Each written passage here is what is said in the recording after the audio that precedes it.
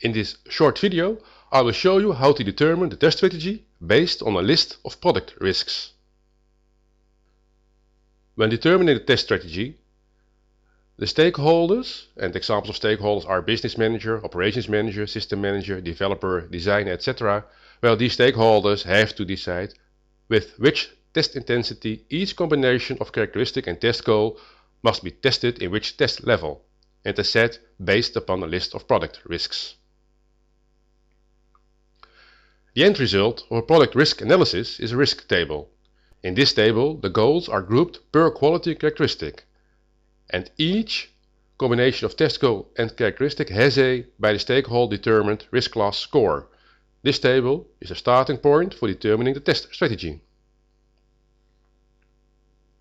When determining the test strategy, we execute two steps.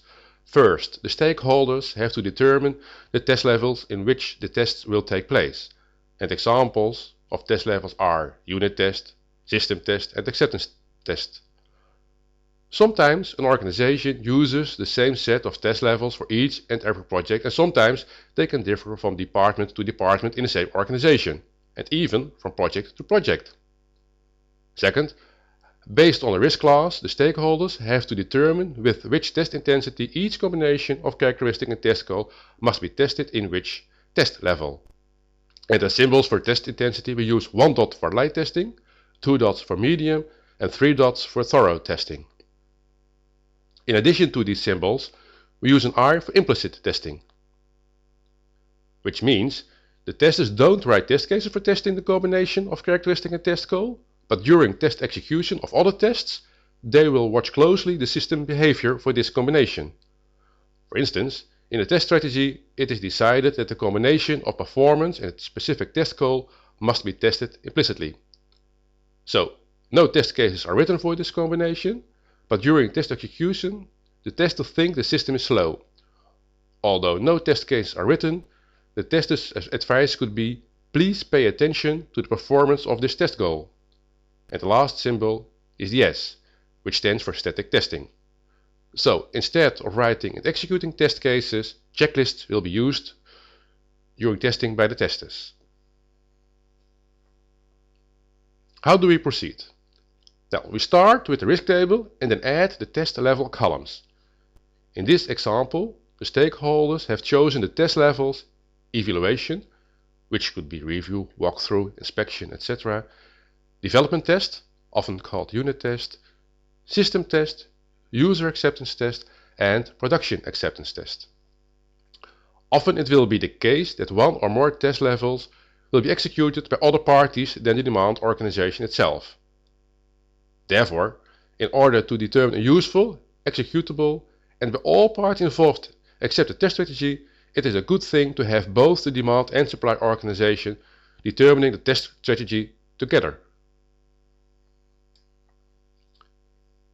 In the final step, the dots, the test intensity, have to be assigned to the combination of characteristic and test goal in the relevant test level columns.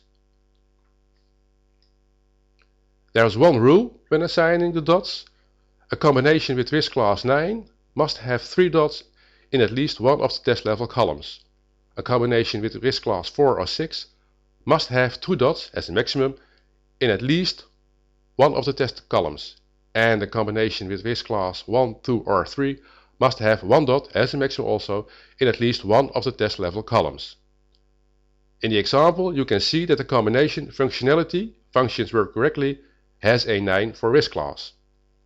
This means that at least one test level, in this case the system test level, must contain 3 dots, thorough testing. In both development test and user acceptance test, this combination must be tested on a medium level, 2 dots, and during evaluation this combination must be tested lightly, 1 dot. This table is a good communication tool between all parties involved. Of course, in the end the testers need more information. For instance, with which test design technique do I create test cases? In the next step, and that's explained in another short video, the test design techniques are assigned to each combination of quality characteristic and the test intensity, the number of dots.